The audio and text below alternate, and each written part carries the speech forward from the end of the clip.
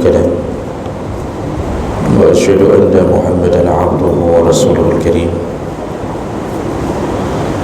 اللهم صل وسلم على نبينا وسيدنا المصطفى محمد وعلى آله وأصحابه أجمعين. أما بعد، رب اشرح لي صدري ويسر لي أمري واحلل عقدة من لساني yafqahu qawli. Segala puji bagi Allah, kemudian salawat dan salam pada Rasulullah, pada keluarga dan seluruh sahabat-sahabatnya. Bapak Ibu jemaah salat subuh yang Allah muliakan insyaallah. Di pertemuan kita yang minggu yang lalu, kita membahas tentang pahala perempuan yang salat di rumahnya. Jadi intinya, seorang perempuan lebih utama untuk melakukan salat 5 waktu di rumahnya, dan itu menunjukkan bahawa para perempuan memiliki pahala tersendiri yang bahkan bisa setara atau lebih daripada solatnya laki-laki di masjid. Namun walaupun begitu, ini bukan sebuah perkara yang menyebabkan terlarangnya perempuan ke masjid. Apabila perempuan menuju ke masjid, maka dia juga mendapatkan pahala jamaah seperti laki-laki. Terutama para ulama mengatakan tidak ada larangan sama sekali dan dibolehkan berulang-ulang untuk menuju ke masjid golongan perempuan-perempuan yang sudah berumur lanjut dan dia yakin kedatangannya tidak menimbulkan fitnah. Dia yakin kedatangannya ke masjid tidak menimbulkan fitnah. Jadi yang sudah tua-tua tidak apa-apa ke masjid. Apalagi kalau kita merasa di masjid lebih nyaman, apalagi ditambah dengan ada majlis ilmu, maka tidak mengapa ibu-ibu untuk solat di masjid. Baik, kita lanjutkan. Berikutnya, sawabu man bana masjidan lillahi azza wa jalla. Berikutnya kita akan bahas tentang pahala yang didapatkan oleh orang-orang yang pernah membangun masjid karena Allah Subhanahu wa taala. Nah, ini salah satu amalan orang beriman, yaitu membangun masjid. Masjid ini adalah suatu bangunan yang telah diwakafkan dan di dalamnya didirikan salat 5 waktu secara rutin dan dibuka untuk umum, artinya bukan untuk musalla pribadi, maka itu disebut masjid. Bangunan yang didirikan dan dia telah diwakafkan, bukan milik pribadi, tanahnya tanah diwakafkan, bangunannya diwakafkan, lalu kemudian dibuka aksesnya untuk umum dan didirikan salat 5 waktu di dalamnya. Kalau ini sudah mencapai Kalau sudah mencapai syarat ini, maka disebut masjid, ya, disebut dengan masjid. Walaupun kadang-kadang kita mengubah namanya menjadi menasah. Dalam fikih tidak dikenal dengan istilah menasah, surau, langgar atau musalla. Bahkan penyebutan musalla di dalam hadis-hadis itu, yang disebut musalla dalam hadis adalah lapangan yang dilakukan solat. Jadi misal solat Aid, kalau hadis Nabi menyebutkan Nabi melakukan solat Aid fil musalla, di musalla. Itu bukan musalla seperti kita bayangkan hari ini. Musalla itu maksudnya tanah lapang, lapangan. Jadi solat Aid itu Nabi melakukannya di lapangan. Nah, itu contoh. Jadi semua menasah, semua surau, langgar, musalla yang mencukupi syarat tadi, itu disebut dengan masjid. Namun di dalam satu kampung atau satu kota ada pengkhususan masjid yang didirikan salat Jumat. Nah, itu baru disebut dengan Al-Masjidul Jami'. Jadi masjid untuk berkumpul. Selain daripada Al-Masjidul Jami', semuanya masjid, tetapi tidak didirikan salat Jumat. Kenapa ini perlu kita ketahui? Karena ada orang yang tak faham, kira menasahnya bukan masjid, sehingga ketika datang ke menasah, dia tidak melakukan perkara-perkara yang seharusnya disunnahkan ketika memasuki masjid. Jadi ketika kita masuk ke menasah, menasah bahasa kita, apakah berlaku tahiyatul masjid? Berlaku, karena itu sebenarnya masjid. Maka tanya orang kata ubah, dan jangan rubah niatnya menjadi tahiyatul menasah. Dia tetap tahiyatul masjid. Yang penting salat 5 waktu di dalamnya dijalankan secara rutin. Bangunannya sudah diwakafkan, tanahnya diwakafkan, yang kekal masjid. Bolehkah dalam Ramadan seseorang beriktikaf di menasah? Jadi kalau kita sudah faham definisi masjid, maka pertanyaan berikutnya, kalau dalam Ramadan kita mau iktikaf, bolehkah kita beriktikaf di menasah? Jawabannya sama, boleh, itu masjid. Iktikaf di menasah boleh. Dan kalau pertanyaan dilanjutkan, mana yang lebih utama tempat i'tikaf di dalam Ramadan, baru dijawab yang lebih utama adalah masjid yang didirikan Jumat di dalamnya. Berarti pilihan i'tikaf dalam Ramadan masjid raya, masjid yang ada Jumat, itu yang lebih utama. Bukan bermakna beriktikaf di dalam menasah tak sah. Ini akibat gara-gara memisahkan nama, padahal yang membuat nama itu menjadi menasah dan seterusnya kita dalam fikih tidak dikenal. Dalam fikih itu ya masjid cuma ada dua, masjid dan Masjidul Jami'. Jadi Bapak Ibu yang Allah muliakan, jangan merasa salat di masjid besar itu lebih besar pahala daripada salat di menasah.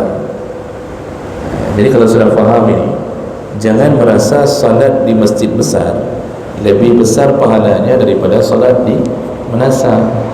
Itu sama-sama salat di masjid. Karena ada orang yang pernah bertanya begini, Ustaz, Ilmu kan hantar orang sembahyang di menasah, saya tak pernah salat di menasah kampung. Saya salatnya di masjid. Karena kan beda pahala. Yang disuruh sama Nabi kan salat di masjid. Ini akibat salah faham tentang definisi masjid. Jadi sudah merujuk ke nama, bukan merujuk lagi kepada definisinya. Ya. Jadi Bapak Ibu yang Allah muliakan, memakmurkan masjid salah satunya dengan cara membangun. Yang dibangun ini, karena kita tadi sudah faham definisi masjid, maka baik yang dibangun itu masjid besar ataupun yang dibangun itu masjid kecil yang tidak ada Jumaat, yang kita rubah namanya menjadi surau dan langgar atau nasah, itu pahalanya sama. Pahalanya sama. Yang tidak bisa disebut dengan masjid dan tidak sama pahalanya ketika kita membangun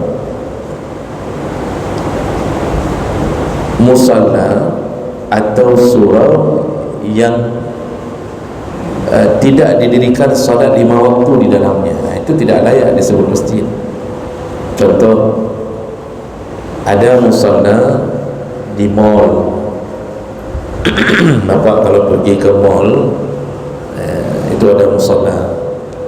Itu musalla itu tidak disebut masjid karena dia tidak didirikan rutinitas salat 5 waktu. Kemudian imamnya pun siapa yang datang langsung jadi imam. Nah ini itu baru beda. Tapi kalau kita membangun nasah, membangun masjid, sama, karena sama-sama masjid. Karena ada juga orang hari ini Pak, diajak membangun nasah tak mau, tapi begitu diajak bangun masjid baru dia mau. Menganggap beda lah yang belum bangun nasah, yang belum sumbangnya ke nasah, ini nak ke masjid. Begitu. Jadi Bapak Ibu yang Allah muliakan, semua masjid itu milik Allah. Karena tadi sudah diwakafkan, semua masjid itu milik Allah. Allah menyebutkan wa annal masajida lillah. Semua masjid milik Allah. Maksudnya kita yang bangun, kita wakafkan untuk Allah, maka rumah Allah yang ada di dunia itu disebut masjid. Karena masjid semuanya milik Allah, maka kita ini hanya disuruh untuk menjaga, mengelola, tidak bisa dimiliki. Masjid itu tidak bisa dimiliki. Jadi hanya aku tidak pegahnya, ini masjid kamu. Jadi ada orang yang kadang-kadang mengusir orang lain dari masjid dengan dalih, ini masjid kamu. Mana ada masjid kamu? Yang ada masjid Allah. Kami yang jaga, kami yang mengawasinya. Itu boleh. Jadi jangan merasa memiliki masjid, karena semua masjid itu milik Allah, kata Allah. Siapapun boleh datang, dari golongan manapun boleh datang, selama dia tidak berbuat maksiat di masjid, maka itu adalah hak hamba untuk bertemu Allah di masjid manapun, kecuali dia sudah melakukan kekacauan atau dia melakukan maksiat. Jadi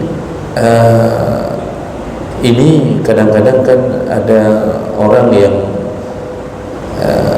over protektif, jadi berlebihan menjaga masjid sampai tidak membiarkan orang untuk salat, hanya karena kebencian secara kelompok. Itu tak boleh. Apakah masjid boleh ditutup karena semua masjid milik Allah? Bolehkah kita memagari masjid? Karena semua masjid milik Allah. Pertanyaan berikutnya, bolehkah kita memagari masjid? Sekerja kapur, sikulun, alis mayasya, aduk jumpa tu. Ini Bapak Ibu, ini kebijakan, ini kebijaksanaan. Kalau dilihat masjid itu ketika waktu dibuka 24 jam, ternyata banyak gangguan dari orang-orang yang tidak bertanggung jawab. Contohnya datang ke masjid bukan untuk salat, doa, sudah ditutup, dibiarkan airnya. Ini banyak pengalaman Pak. Masjid tidak ditutup malam, orang datang ke masjid, kadang-kadang tak siapa-siapa, supir-supir, tukang beca, leho, anak muda, arlan-arlan, kau kena ajak masjid, kubur kat doa. Nanti ketika ditanya yang lain, kau ajak SPBU, kubur juga semayang, SPBU juga semayang, masjid doa. Yang lebih sakit Pak, dan ini terjadi berulang-ulang Pak, setelah didoa tak disiram, habis kencing biarkan begitu saja, kadang dianggap tak ada orang lain, ada yang lihat pun. Ada yang bahkan sengaja menzalimi masjid. Efeknya besoknya orang-orang ketika datang, maka dia menemukan kotoran-kotoran manusia. Di saat seperti itu, kalau sudah terjadi, maka dibolehkan untuk memagari masjid. Tujuh, dari Malaysia tujuh. Pak, kita lumayan Pak, kita buka masjid itu lebih lumayan. Di Arab rata-rata habis salat isya itu dulu. Bukan melarang orang salat, karena fungsi utama masjid untuk melakukan salat 5 waktu. Fungsi utama masjid untuk melakukan salat 5 waktu. Habis salat 5 waktu, maka tidak ada kewajiban untuk membiarkan orang yang solat berikutnya, karena semua selain solat 5 waktu disuruh di rumah. Apa kata Rasulullah? Sallu fi buyutikum, solatlah kalian di rumah kalian, illal faridah, kecuali solat wajib. Jadi yang wajib dilayani itu solat 5 waktu. Nanti ada orang yang komplain, bukan nak duduk masjid. Kenapa duduk masjid? Kami kan malam-malam mau salat tahajud di masjid. Ini orang ini baik ibadahnya, Masya Allah, semangat, bagus, tetapi dah bangai berujung macam. Mungkin kerana anak pertama, anak kata orang, anak punya bangai berujung, uleh bara kata orang kan. Saya anak pertama Pak, maka kadang-kadang dia bangai juga sesuatu ya. Jadi Bapak Ibu, orang itu memaksa membuka masjid untuk salat tahajud. Ini dia tidak faham, semua salat sunnah itu dilakukan di rumah, bukan di masjid. Itu hak rumah. Untuk mengusir syaitan di rumah, salah satunya adalah perbanyak salat sunnah. Itu kalau kita sudah banyak salat sunnah di rumah, syaitan tidak betah.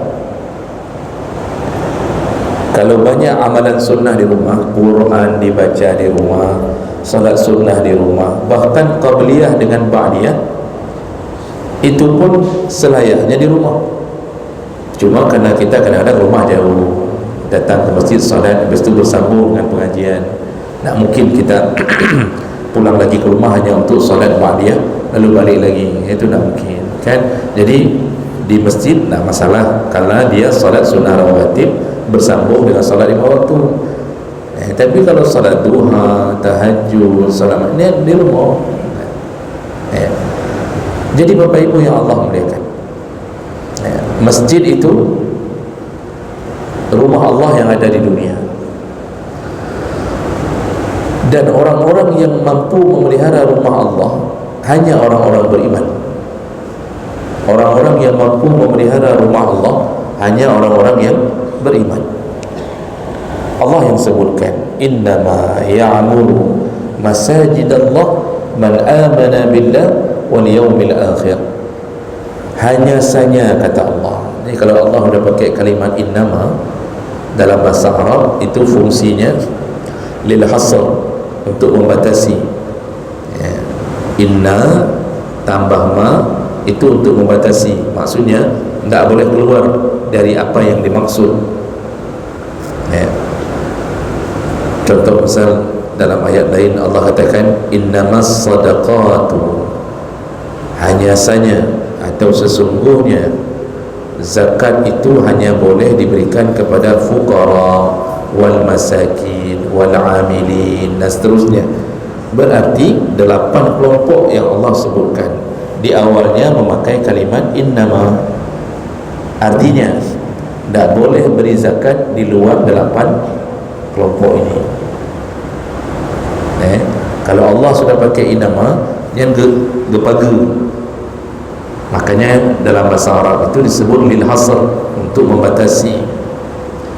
Maka tak boleh kasih zakat kecuali 8 kelompok tadi. Tak boleh kasih zakat untuk pembangunan masjid. Dalam pandangan yang kuat, jumhur ulama mengatakan tak boleh memberikan zakat untuk pembangunan masjid, untuk pembangunan pesantren, untuk membuat madrasah misalnya, tak boleh, karena dia difokuskan ke 8 orang yang disebut oleh Allah. Kali ini Allah berkata, innama ya'muru masajid Allah, hanya saja yang mampu dan yang mau memelihara, memakmurkan masjid Allah, man amana billah, hanya yang beriman kepada Allah dan hari akhir.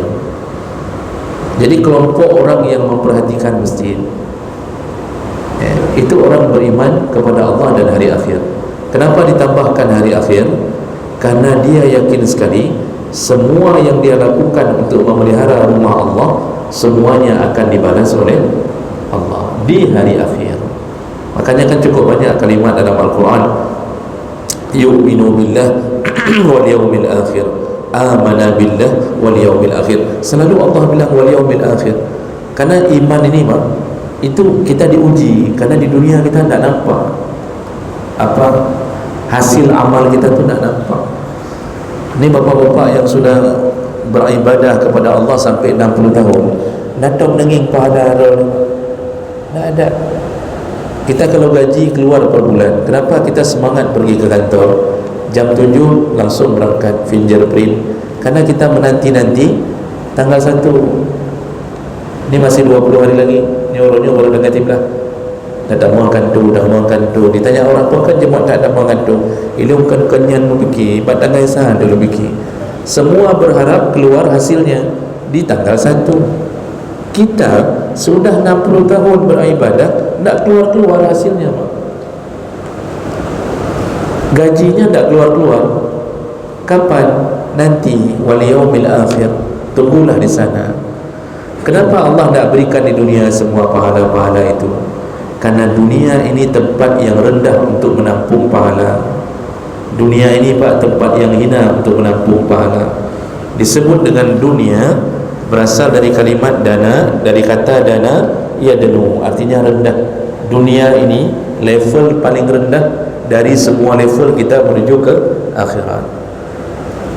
Sebelum dunia kita di mana? Alam rahim. Lebih mulia alam rahim daripada dunia.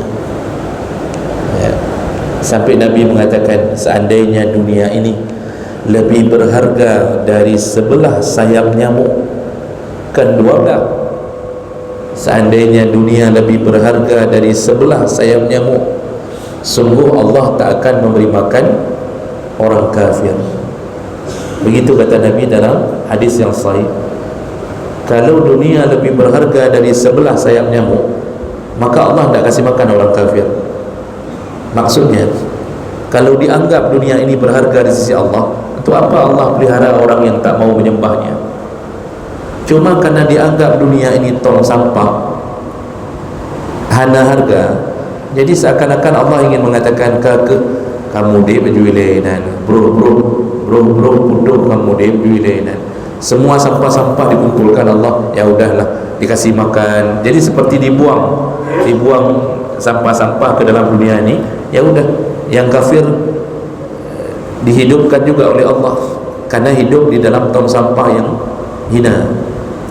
Jadi sekaligus kakak apa je boleh di akhirat dia lagi. Begitu hinanya, Pak, sampai sebelah sayap nyamuk lebih berharga daripada dunia. Jadi pahala itu tidak dinampakkan di dunia karena kehinaan dunia. Yang kedua, kalau pahala diberikan di dunia, Pak, kita tak tahu taruh di mana. Bapak kalau dikirimkan gaji mudah dari ATM, karena kecil. Gaji berapa? 3 juta, potong BPJS, jadi 2.700.000. Yang kalau kreditnya kalau pupuk desa riba segala macam, kecil gaji, masuk ke ATM kecil. Kalau sempat pahala di akhirat dikirim ke dunia lebih dahulu, tak tahu tempat nampung kita, Pak. Sekali salat jenazah pahalanya seperti satu gunung Uhud.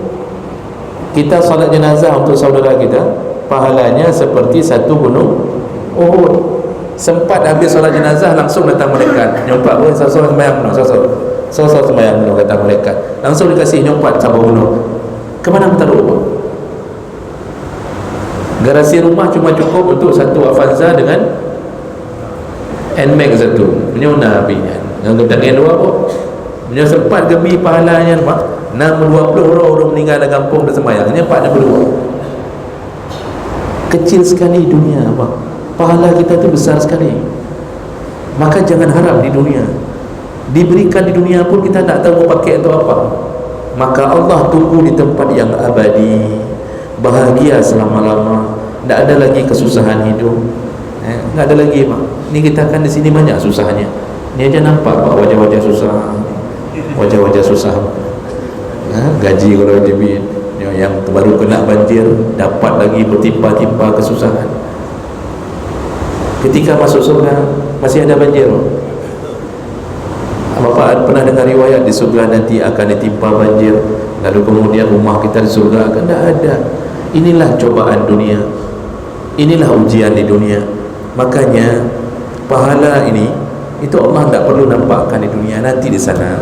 Salah satu yang bisa kita lakukan untuk mendapatkan pahala yang dahsyat di sisi Allah adalah berlomba-lombalah membangun masjid. Apakah membangun masjid ini harus sendiri kita bangun satu masjid satu? Enggak. Nabi tak pernah bilang begitu. Dia bersyarikat bersama-sama membangun masjid, tapi pahalanya masing-masing. Pahalanya tidak dipotong-potong, tetap sempurna. Apa saja pak pahalanya? Nah, maka kita perlu dengarkan sedikit pahala-pahala dari hadis Nabi. Karena kalau sudah bicara yang gaib, itu tidak bisa jadi sandaran kecuali Al-Quran dan hadis. Karena yang gaib itu yang tahu cuma Allah. Lalu Allah pun memberitahu ke Nabi melalui Jibril alaihissalam. Makanya kalau bicara tentang gaib, memang disuruh pakai dalil. Kalau tidak pakai dalil, cenderungnya berbohong. Mohon maaf saya bilang pak, cukup banyak penceramah kadang-kadang berbohong, bercerita medih, apalagi ceritanya tentang akhirat yang gaib, tapi dia ngarang, padahal Nabi nak sebutkan, tapi kadang-kadang dia berbohong di atas nama Nabi. Maka dia telah masuk ke dalam dosa besar. Kalau bicara yang gaib, yang memang harun adani. Kalau bicara hukum, kita cukup tahu ujung hukum kan pak. Misal ditanya, apa hukumnya makan babi? Kita sudah tahu haram. Ditanya dalil. Ini saya tanya sama bapak, misal saya tunjuk, misal pak coba sebutkan hukum makan babi, haram. Dalilnya? Waktu tanya dalil, kata oh apa dalil? Yang kutupu cuma haram. Wajibkah kita semua menghafal dalil? Dah, yang penting sudah tahu ujungnya haram. Selesai bagi orang awam. Bagi para mujtahid dia akan menghafal dalil. Tapi kalau bicara gaib, kita tidak sertakan dalil, maka ujungnya kebohongan. Maka oleh kerana itu Nabi memberitahu pahala orang-orang yang membangun masjid. Yang pertama, ini singkat saja, waktu 5 menit lagi. Bagai ada jawapan. Benar je betul buat kan? Betul je berikut yang ni kan? Sudah jam 6 lewat 15. Bapak Ibu, sedikit lagi. Di antara janji-janji Allah dalam hadis dari Utsman radhiyallahu anhu, sami'tu Rasulullah sallallahu alaihi wasallam yaqul, aku mendengarkan Rasulullah berkata, man bana masjidan, barang siapa yang membangun masjid, yabtaghi bihi wajh Allah, semata-mata berharap ridha Allah. Siapa yang membangun masjid semata-mata berharap ridha Allah, dia tidak berharap puji dari manusia, tidak berharap untuk dipilih jadi anggota DPR, dia tidak berharap untuk dikenal, tapi dia bangun masjid hanya karena Allah. Nabi mengatakan, banallahu lahu baitan fil jannah, maka Allah akan membangunkan rumah untuknya di surga. Allah membangun rumah untuknya di surga. Hadis riwayat Bukhari, Muslim. Masya Allah, membangun masjid di rumah, membangun rumah Allah di dunia, dibangun rumah kita di surga. Itu bermakna penghuni-penghuninya juga dimasukkan ke surga. Jadi nanti jangan pikir bahwa cuma rumah aja di surga. Jadi lewat orang ditanya, misal ada paket lewat di rumah di surga, ditanya apa? Nyo rumah saya. Nah, udah kerja 4 mau udah kerja dalam neraka. Jadi nyo bersewa. Padahal nak cerita lagi nya. Penghuninya dalam neraka, rumah di surga disewakan.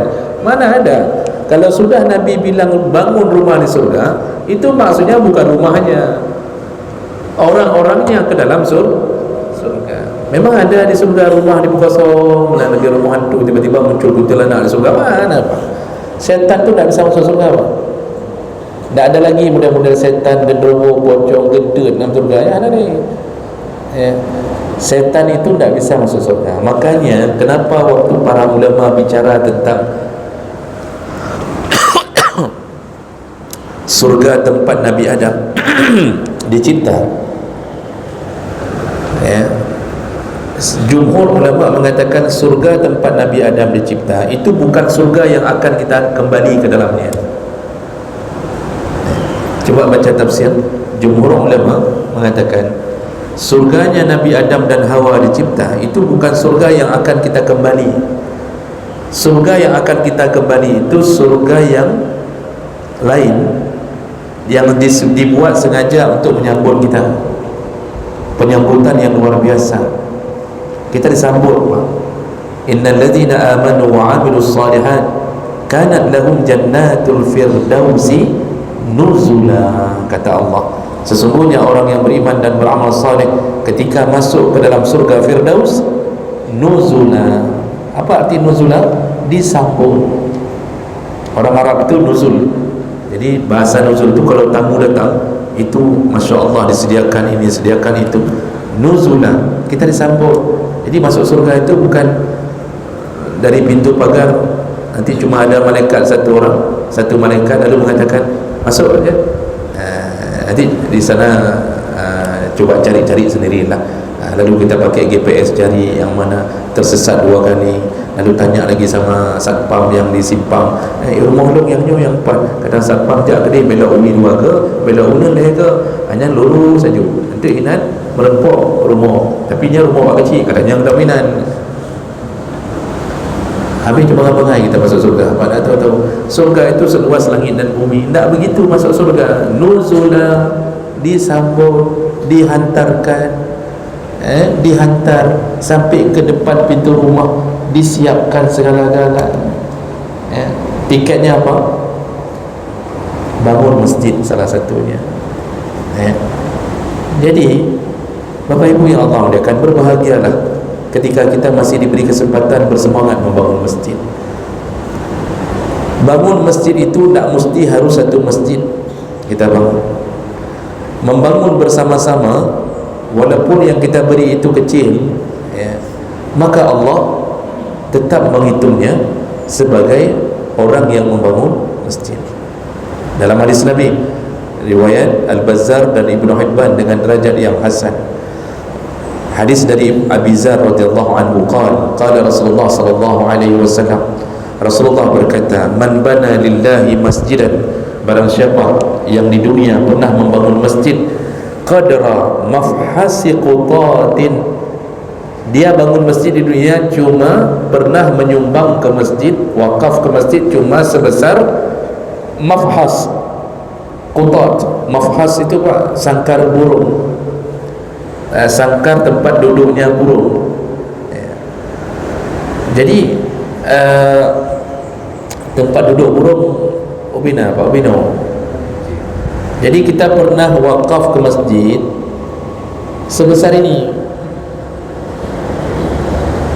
Ya, contohnya kita sumbang ke masjid waktu diumumkan wakaf dari hamba Allah, satu on semen, mesti on semen, satu on semen, lalu orang semuanya satu si on, gimana cara si on semen ini tumbang kan? Tapi Masya Allah, Nabi mengatakan barang siapa yang pernah membangun masjid di dunia, walaupun yang dia beri cuma sebesar sangkar tempat duduknya burung, banallahu lahu baitan fil jannah, tetap Allah akan membangunkan rumah untuknya di surga. Masya Allah. Jadi Bapak Ibu, jangan jadikan hadis ini untuk memberikan satu on semen selalu. Ini mau dibilang sama Nabi, meseubenan mendang kebangun, apalagi kita lihat masjid bangun mau perlu apa. Jadi bangun masjid itu tak mesti hanya di dalam sini, Pak. Ketika masjid membutuhkan, misal masjid butuh AC, itu termasuk membangun masjid. Karena dengan kita berikan AC, orang-orang yang solat lebih, orang yang solat itu mungkin tak pernah mikir kenapa dia bisa nyaman di masjid. Ternyata ada orang yang telah menyumbangkan AC untuk membuat dia nyamannya, dia mau. Jadi jangan mengira hanya yang tempat solat orang berlomba-lomba kasih keramik, kasih semen, buat tiang, yang fasilitas lain tak mau dibangun. Ketika diumumkan oleh masjid, Bapak Ibu, kita akan membangun WC di sebelah kanan, karena WC sudah rusak, jadi atau WC belum ada, kita bangun. Tak ada yang sumbang. Ketika ditanya, apakah anda sumbang? Aku pun tak sumbang WC ke apa kan masjid WC ke apa kan. Padahal itu WC masjid. Tak ada WC, orang tak mau ke masjid. Tak ada tempat wudhu, orang tak mau ke masjid. Itu bahagian rangkaian membangun masjid. Ada orang tak mau, Pak. Ini bedalah. Yang gayung Nabi kan bangun masjid, kan bangun WC. Sekarang orang, Pak, mau ke masjid gara-gara ada WC. Bahkan ada yang tinggal di samping masjid, itu paling senang ke masjid karena WC roh ke sana. Asal solat dia itu masjid, tapi dia solat, maksudnya dia solat tapi itu dulu. Masya Allah, setiap yang keluar pahalanya tu siapa? Untuk orang tu. Apa ni, Pak? Masa setiap diberi pahala guru tu untuk yang membuat dia bisa dengan nyaman di masjid, membuat dia solat waktu sakit perut tahu lari ke mana. Maka jangan fikir bahawa hanya untuk lantai. Ada yang lebih aneh lagi, Pak, cara berfikir untuk wakaf masjid. Dia pinginnya harus wakaf keramik yang ada yang di tempat imam. Jadi dia pesan nyo keramik tabur nyo, tapi buat tempat imam beda tempat lain. Jadi panitia cukup capek memikirkan dia. Dipesannya ini, pokoknya yang keramik lu bak safun yang bak safun lu kalau kita pasang di saf kedua dicabutnya keramiknya. Ini kebodohan, Pak. Yang namanya wakaf ke masjid itu tidak beda mau tempat imam mau paling belakang, itu sama pahalanya. Kasih semen tapi kasih syarat, ini semen yang kaduk tapi pegat bak tiang tempat gedang khatib pun tiang pada tempat gedang khatibnya hinan ke pegat dengan menyongang ke pegat hinan aku bingung semen. Cukup capek panitia menghadapi orang kayak gini, Pak. Nah, seandainya yang sudah pernah membangun masjid wakaf lalu masjidnya rusak, runtuh, ingat, Pak, syarat wakaf hancur barang diwakafkan maka berhenti pahala. Bapak Ibu, kalau kita wakaf dia mengalir terus-terusan. Tapi ingat, sepakat para ulama mengatakan sifat wakaf itu mengalir pahala selama barangnya masih digunakan. Kalau putus penggunaannya maka putuslah pahalanya. Ini contoh ini sajadah kita wakaf untuk masjid. Ini sama dengan memakmurkan masjid. Cukup mangat dulu sembahyang ada sajadah, Pak. Lepon begitu. Lepon apa saya apa? Lempu. Kok lempu si kambing. Empu, Pak. Dia duduk itu empu pantat-pantatnya terus enak, Pak, kan? Tapi dengar udah pengajian dengar, mangat gini, Pak.